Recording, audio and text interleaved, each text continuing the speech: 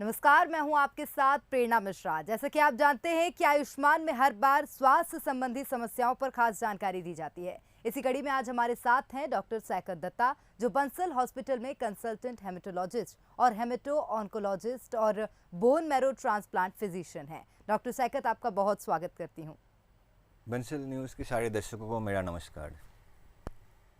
तो चलिए, आज हम डॉक्टर से बात करने वाले हैं ब्लड कैंसर के बारे में और उसके इलाज के बारे में। अगर आप भी इस बारे में कुछ जानना चाहते हैं तो कार्यक्रम के दौरान हमारे नंबर लगातार आपकी टीवी स्क्रीन पर फ्लैश हो रहे हैं, जिनके जरिए आप सीधे डॉक्टर सैकत दत्ता से सलाह ले सकते हैं। तो चलिए शुरू करते हैं। और डॉक्टर, सबसे पहला सवाल मेरा यही है कि अगर ब्लड कैंसर की बात होती है तो आखिर ब्लड कैंसर होता क्या है? ये जो मंथ चल रहा है, मंथ ऑफ सितंबर, तो इसको हम ब्लड कैंसर अवेयरनेस मंथ के रूप में मनाते सारे वर्ल्ड में। तो इसलिए हम आज ये डिस्कशन कर रहे हैं ब्लड कैंसर के बारे में। ब्लड कैंसर मतलब ब्लड में जो डिफरेंट सेल्स होते हैं, कोशिकाएं होते हैं, जैसे वाइट ब्लड सेल या WBC या श्वेत कोशिकाएं, रेड ब्लड सेल या RBC और प्लेटलेट, इनका कैंसर। कैंसर का मतलब है कोई कोशिकाएं अगर अनियंत्रित रूप से बढ़ने लगे, उसके ऊपर बॉडी का कोई कंट्रोल ना हो, वो बढ़ता ही जा रहा है, उसके ऊपर कोई रोकथाम ना हो, तब इसको कैंसर बोलते हैं। तो इसमें क्या होता है कि white blood cell, red blood cell या प्लेटलेट, किसी भी एक कोशिका का ये कैंसर होता है तो वो कोशिकाएं बढ़ने लगते हैं और बॉडी का उसके ऊपर कोई कंट्रोल नहीं होता, कोई नियंत्रण नहीं होता। बिल्कुल।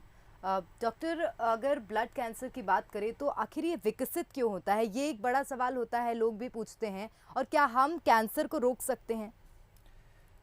ये है कि ब्लड कैंसर के मरीज़ जब हमारे पास पहले बार आते हैं तब बहुत सारे मरीज़ ऐसे बोलते हैं कि कभी कोई बीमारी नहीं थी, कभी भी हॉस्पिटल में एडमिशन होने की ज़रूरत नहीं पड़ी, एक बार में कैंसर कैसे हो गया, ये क्यों हुआ।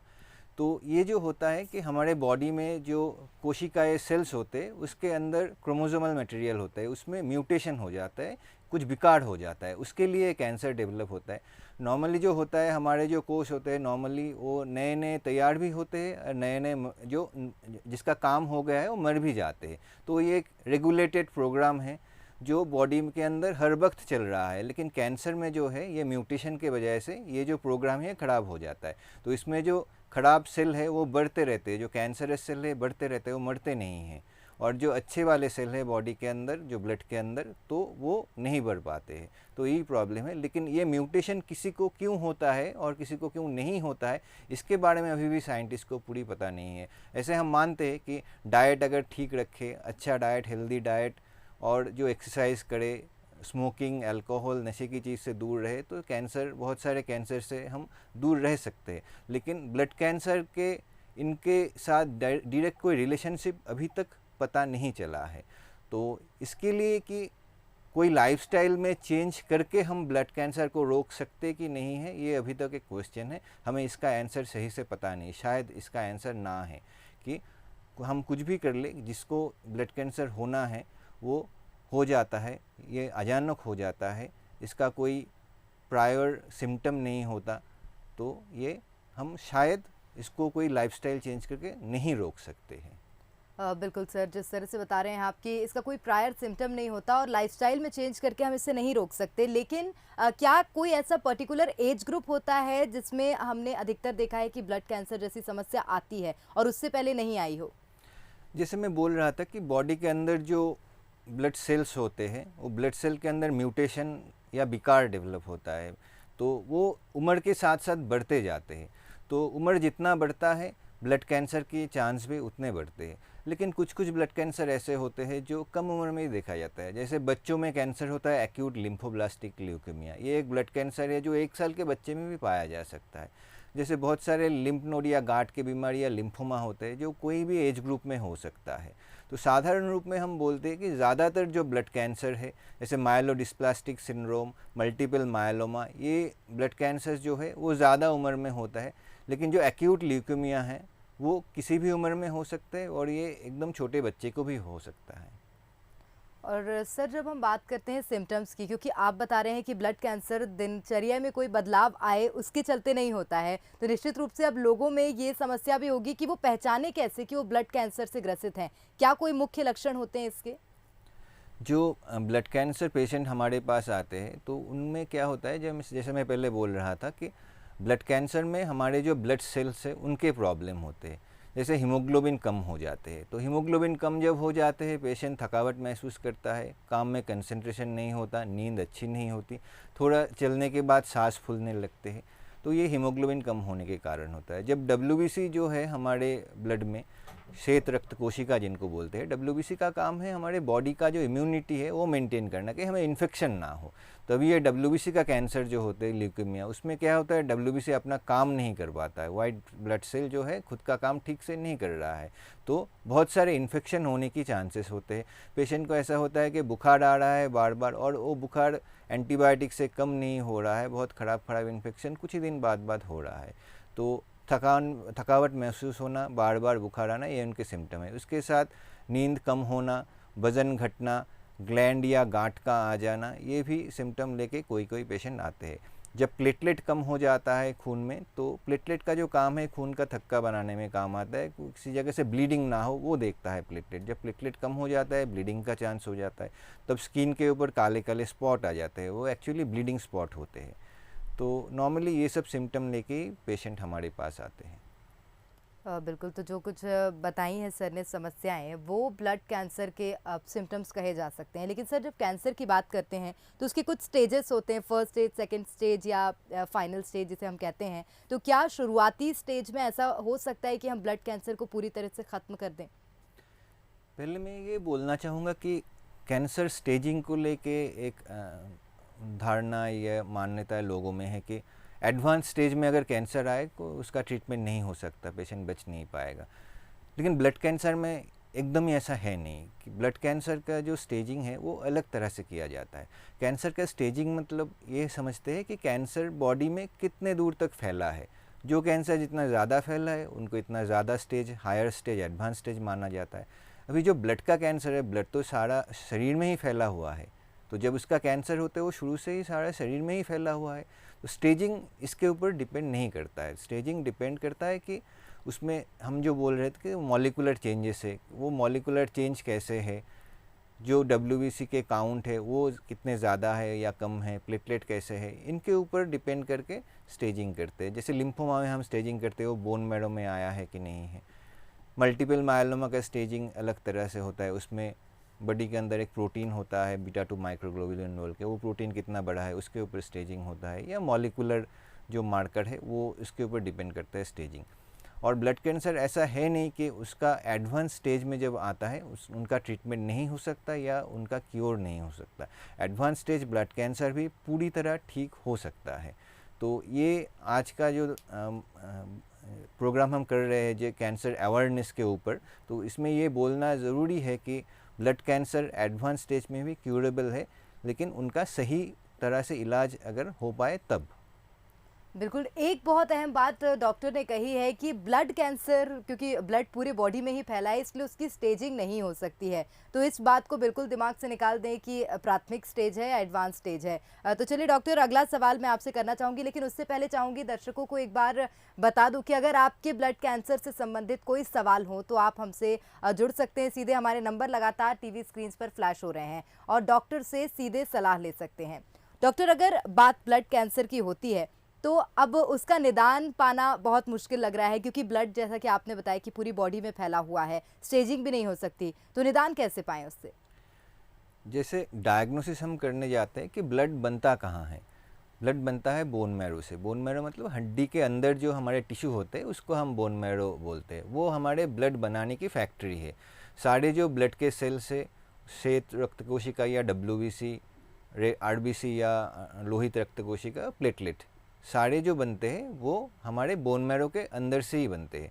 अभी हम किसी पेशेंट को कैसे इनिशियली सस्पेक्ट करते हैं कि उनका ब्लड कैंसर है, जैसे हम जो सिम्टम के बारे में बात कर रहे थे कि पेशेंट को हीमोग्लोबिन कम हो गया, बहुत थकावट हो रही है, साथ में प्लेटलेट कम है, डब्ल्यूबीसी कम है, ये लेके पेशेंट को बुखार हो रहा है, ये सब लेके जब पेशेंट हमारे पास आते हैं तब उनका हम एक टेस्ट करते हैं इनिशियली, जिसको सीबीसी या कंप्लीट ब्लड काउंट करता है। वो फ्रीली अवेलेबल टेस्ट है, सब जगह ही होता है, सारे लैब में ही होते हैं। उसमें हम देखते हैं कुछ एबनॉर्मलिटी है कि नहीं, कि मतलब हीमोग्लोबिन कम है, ज़्यादा है, WBC कम ज़्यादा है या प्लेटलेट कम ज़्यादा है। ये सब जब देख के हमें लगता है ये हो सकता है ब्लड कैंसर, तब हम जांच करते हैं बोन मैरो की, क्योंकि ये जो सारे प्रॉब्लम है इसका जड़ बोन मैरो ही है, बोन मैरो के अंदर से ही ये हो रहा है, तो तब बोन मैरो का टेस्ट ज़रूरी होता है।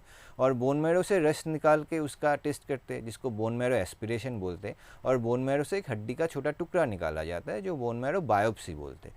अभी प्रॉब्लम होता है कि पेशेंट को हम जब बायोप्सी के बाद बोलते हैं तो उससे डर जाते हैं बहुत सारे लोग कि बायोप्सी करने से कैंसर या ये जो प्रॉब्लम चल रहा है वो फैल तो नहीं जाएगा। तो ये भी एक मान्यता है जो गलत मान्यता है कि बायोप्सी करने से कैंसर फैलता है, ऐसा है नहीं। बायोप्सी हम कैंसर की पता करने से करने के लिए करते हैं। अगर बायोप्सी के द्वारा हम कैंसर का कंफर्म नहीं कर पाएंगे तो उसका इलाज भी हो नहीं पाएगा। तो बायोप्सी बहुत ही इंपॉर्टेंट होता है। और जो बोन मैरो बायोप्सी है वो लोकल एनेस्थीसिया से हम जो कमर के हड्डी से एक रस निकालते हैं और हड्डी का टुकड़ा निकालते हैं, वो ज़्यादा पेनफुल भी नहीं होता, क्योंकि वो लोकल एनेस्थीसिया से वो प्रोसीजर को हम पेनलेस कर देते हैं। तो ये जब ज़रूरी होता है तो वो ये करना चाहिए। बहुत सारे पेशेंटों में मैंने देखा है कि वो डिले करते हैं, और उससे क्या है कि बीमारी जो है ज़्यादा स्टेज में, एडवांस स्टेज में जाते हैं, उनके इन्फेक्शन बढ़ते चले जाते हैं, ब्लड काउंट कम हो जाते हैं, प्लेटलेट कम हो जाते हैं, तो ये समस्याएं होते हैं।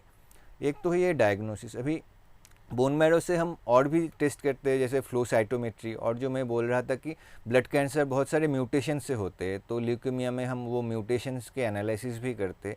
तो वो सारे एडवांस टेस्ट है जो ब्लड कैंसर कैसा है, उसका स्टेज क्या है, वो जानने के लिए हमें करना पड़ता है। लिम्फोमा में हम करते हैं कि लिम्फोमा जो लिम्फ नोड से हुआ है उन नोड का बायोप्सी करते हैं, बायोप्सी करके उसमें इम्यूनोहिस्टोकेमिस्ट्री करते हैं, बोन मैरो बायोप्सी करके देखते हैं कि लिम्फोमा बोन तक गया है कि नहीं है। तो अलग अलग कैंसर की अलग अलग टेस्ट होते हैं। सारे कैंसर में हमें बोन मैरो बायोप्सी की ज़रूरत है जानने के लिए, ऐसा है नहीं। जैसे CML जो बीमारी है, क्रॉनिक माइलॉइड ल्यूकेमिया, उसके सिर्फ ब्लड से टेस्ट से ही पता चलता है, हम कंफर्म कर सकते हैं ये एक कैंसर है। जैसे CLL या क्रॉनिक लिम्फोसाइटिक ल्यूकेमिया है, ये भी एक ब्लड कैंसर है जिसमें हम शुरू में साधारण रूप में बोन मैरो का टेस्ट नहीं करते। तो एक्यूट ल्यूकेमिया जो है इसमें यूजुअली हमें बोन मैरो का टेस्ट करना रहता है, लेकिन बाकी सारे में ही करना ज़रूरी है ऐसा नहीं है। वो डॉक्टर की डिसीजन है। जब आप डॉक्टर के पास जाएंगे ये लेके, तो वो डिसाइड करेंगे कि बोन मैरो का टेस्ट करना चाहिए या नहीं चाहिए। तो ये टेस्ट से ही हम कैंसर का डायग्नोसिस कर सकते हैं।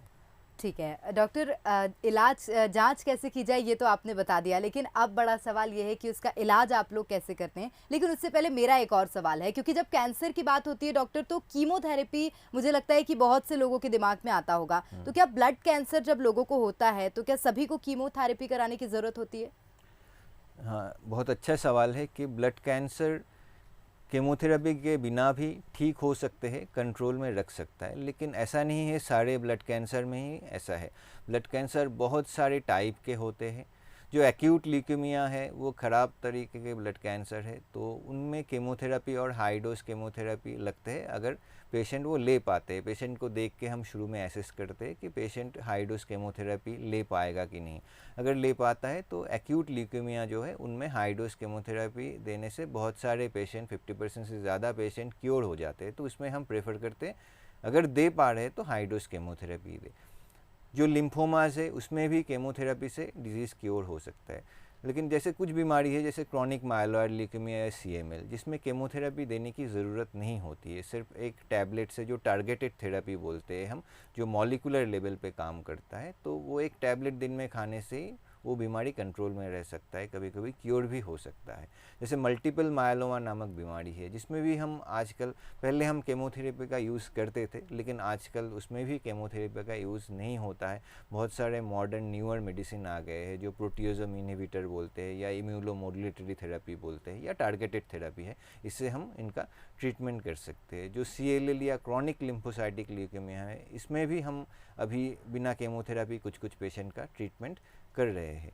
तो बिना केमोथेरेपी ब्लड कैंसर का ट्रीटमेंट या क्योर पॉसिबल है, लेकिन सारे ब्लड कैंसर का नहीं। वो आपके डॉक्टर डिसाइड करेंगे कि इसके लिए केमोथेरेपी ज़रूरत है कि नहीं। कभी हम देखते हैं कुछ पेशेंट ऐसे होते हैं कि जो केमो सुन के डर जाते हैं, केमो लेना नहीं चाहते हैं। लेकिन ये हमको समझना होगा कि बीमारी ज़्यादा खतरनाक है, केमो इतना खतरनाक नहीं है। केमो के जो साइड इफ़ेक्ट है वो हो भी सकते हैं, नहीं भी हो सकते, लेकिन बीमारी का ठीक से ट्रीटमेंट नहीं किया गया तो वो जानलेवा हो सकते हैं।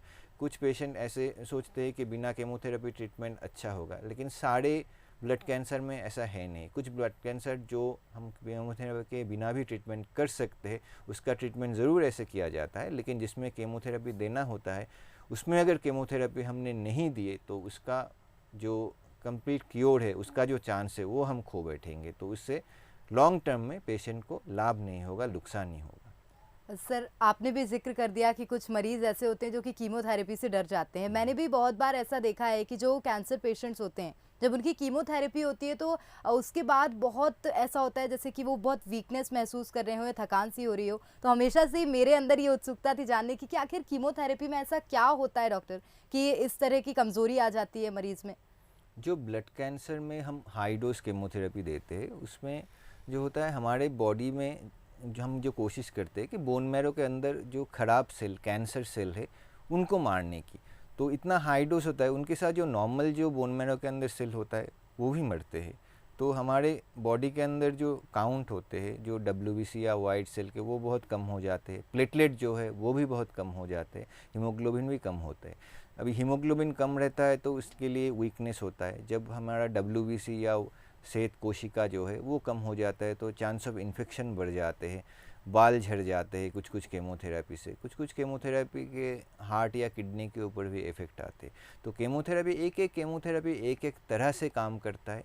मेनली वो मॉलिकुलर लेवल पे बॉडी के अंदर जो ख़राब सेल होते हैं उसके डीएनए के अंदर जाके काम करता है और डीएनए को डैमेज करके जो कैंसर सेल है वो मारने की कोशिश करता है। लेकिन ये कोशिश में बॉडी के जो नॉर्मल सेल है, जो आम हमारे काम के सेल है, काम की कोशिका है, वो भी डैमेज होते हैं। तो उससे ही ये साइड इफ़ेक्ट आते हैं।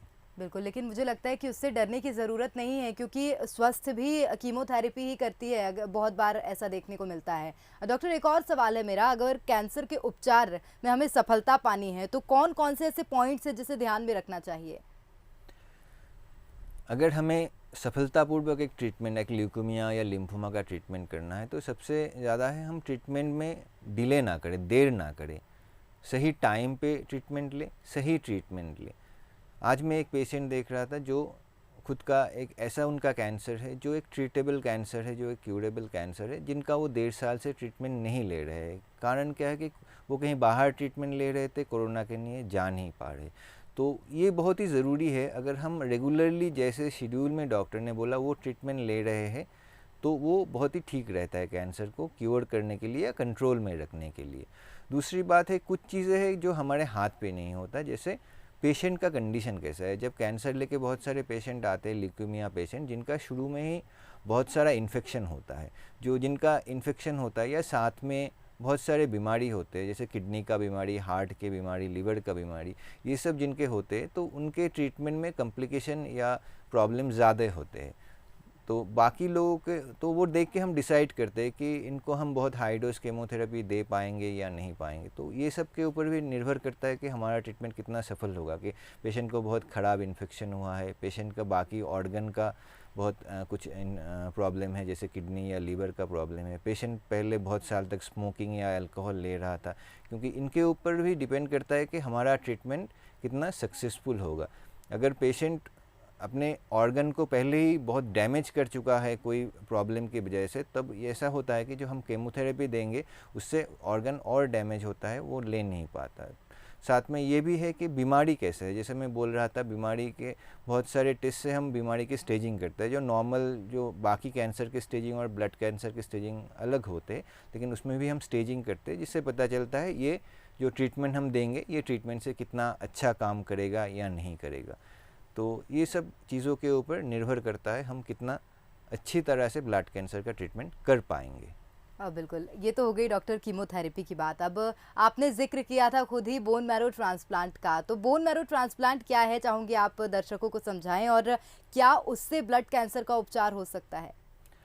जैसे पहली बात मैं बोलना चाहूँगा कि बोन मैरो ट्रांसप्लांट को आज बोन मैरो ट्रांसप्लांट नहीं बोलते हैं, अभी बोलते हैं stem cell transplant, haematopoietic stem cell transplant. इसलिए बोलते हैं कि अभी जो ज़्यादातर बोन मैरो ट्रांसप्लांट होते हैं तो बोन मैरो से नहीं करते। बोन मैरो से हम जो अच्छी वाली सेल है जिससे ब्लड बन सकता है, स्टेम सेल जिसको बोलते हैं, वो स्टेम सेल को हम ब्लड में लाते हैं ग्रोथ फैक्टर नामक एक इंजेक्शन दे के, और फिर वो ब्लड से स्टेम सेल कलेक्ट कर लेते हैं और वो कलेक्ट करके पेशेंट को दिया जाता है वो अच्छे वाला सेल।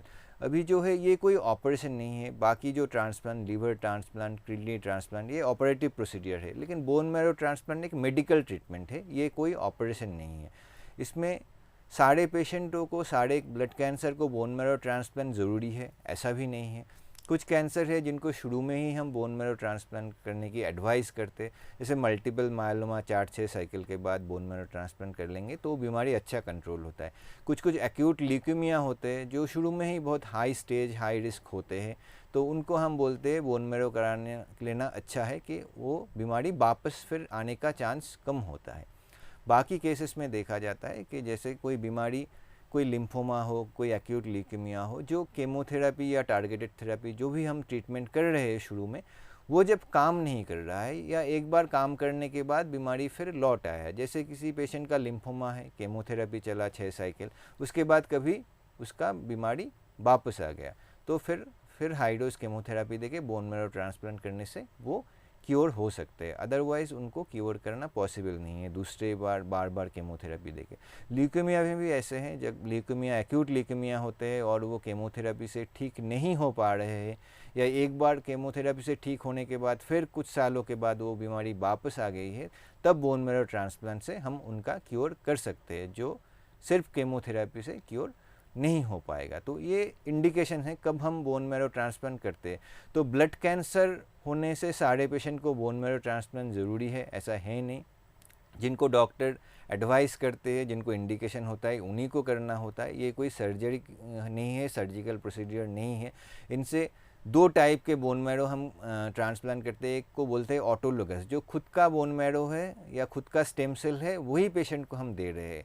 लिम्फोमा या मल्टीपल मायलोमा में हम वो करते हैं कि पेशेंट का पहले बीमारी कम कर लेते हैं केमोथेरेपी या टारगेटेड थेरेपी से, फिर पेशेंट का बीमारी कम होने के बाद उनका स्टेम सेल कलेक्ट करके रखते हैं और फिर पेशेंट को बहुत हाई डोज केमोथेरेपी देते हैं, जिससे बीमारी पूरा शरीर से चला जाए, और उसके बाद वो स्टेम सेल जो ब्लड जैसा दिखते हैं, जो ब्लड के पैकेट होता है ऐसा ही स्टेम सेल दिखता है, और वो स्टेम सेल ब्लड जैसा ही हम बॉडी में चरा सकते हैं, तो वो चरा देते हैं। ये ऑटोलोगस है। और जो एलोजेनिक है, मतलब दूसरे कोई डोनर जो HLA मैच या अनमैच, पार्शियली मैच डोनर होता है, उस डोनर से हम स्टेम सेल कलेक्ट करके पेशेंट को देते हैं, और वो देने से पहले बहुत हाई डोज केमोथेरेपी देते हैं हम, जिसमें जो बीमारी है वो बीमारी पूरी तरह चला जाए। तो ये जो प्रोसीजर है कुछ कॉम्प्लिकेटेड प्रोसीजर है, क्योंकि इसमें बहुत सारे इन्फेक्शन होने की चांसेस है, जो इन्फेक्शन साधारण रूप में कोई इंसान को होता नहीं। जो बोन मैरो ट्रांसप्लांट करते हैं तो उसका इम्यूनिटी बहुत कम हो जाते हैं, तो बहुत सारे इन्फेक्शन होने के चांस, या जो हम ग्राफ्ट या स्टेम सेल दे रहे हैं वो भी बॉडी के साथ रिएक्ट करता है, जिसको हम ग्राफ्ट वर्सेस होस्ट डिजीज़ बोलते हैं। तो ये सारे कॉम्प्लिकेशन हो सकते हैं पेशेंट को। लेकिन ये एक बहुत ही इम्पॉर्टेंट बात है कि जब ब्लड कैंसर लौट के आता है शुरू के ट्रीटमेंट के बाद, तब बोन मैरो ट्रांसप्लांट ही एकमात्र चिकित्सा है जो ये ब्लड कैंसर को पूरा क्योर कर सकते हैं, पूरा निर्मूल कर सकता है। बिल्कुल। एक बहुत मुझे लगता है कि दर्शकों को भी नई बात पता चली होगी कि स्टेम सेल ट्रांसप्लांट, एम आई राइट? स्टेम सेल ट्रांसप्लांट कहते हैं उसे। डॉक्टर देखिए, अभी ये ब्लड कैंसर जागरूकता यानी कि अवेयरनेस मंथ चल रहा है, तो इसमें कोई ऐसी विशेष सलाह जो आप दर्शकों को देना चाहते हो? मैं ये बोलना चाहूँगा कि ब्लड कैंसर जो है, बहुत सारे ब्लड कैंसर क्यूरेबल होते हैं, जिसका हम सही तरह इलाज अगर करेंगे वो पूरा क्योर हो जाएंगे, वो लौट के नहीं आते हैं। बहुत सारे ब्लड कैंसर ऐसे होते हैं जो क्यूरेबल नहीं है, उनका भी हम ट्रीटमेंट अगर करते हैं तो वो बहुत सालों तक ठीक रहते हैं। तो ब्लड कैंसर से डरना नहीं है। अगर ये डायग्नोसिस होता है, ये बहुत अनफॉर्चुनेट है जब किसी को ब्लड कैंसर होता है, बहुत ख़राब लगता है उनके और उनके फैमिली को, लेकिन इससे डरने वाली बात नहीं है। हमें उससे लड़ना है, उसका सही इलाज करना है, फिर ही हम ब्लड कैंसर को पूरा निर्मूल कर पाएंगे पेशेंट के बॉडी से, पेशेंट को पूरा स्वस्थ कर पाएंगे। बिल्कुल। तो डरना तो है ही नहीं ब्लड कैंसर से, हमेशा उसका डट के सामना करना है, उसका इलाज करवाना है और हम उससे ज़रूर क्योर हो पाएंगे। बहुत शुक्रिया डॉक्टर, तमाम जानकारियां साझा करने के लिए। तो आज डॉक्टर सैकत दत्ता ने हमारे साथ ब्लड कैंसर के बारे में कई जानकारियां साझा की हैं। निश्चित रूप से आप सभी को सवालों का जवाब मिल ही गया होगा। स्वास्थ्य के प्रति बिल्कुल भी लापरवाही ना करें, स्वस्थ रहें, सुरक्षित रहें। इसी के साथ हमारी खास पेशकश में फिलहाल इतना ही। कल फिर हाजिर होंगे एक नई स्वास्थ्य संबंधी समस्या को लेकर, साथ ही बताएंगे उसके उपाय। तब तक के लिए दीजिए इजाजत, नमस्कार।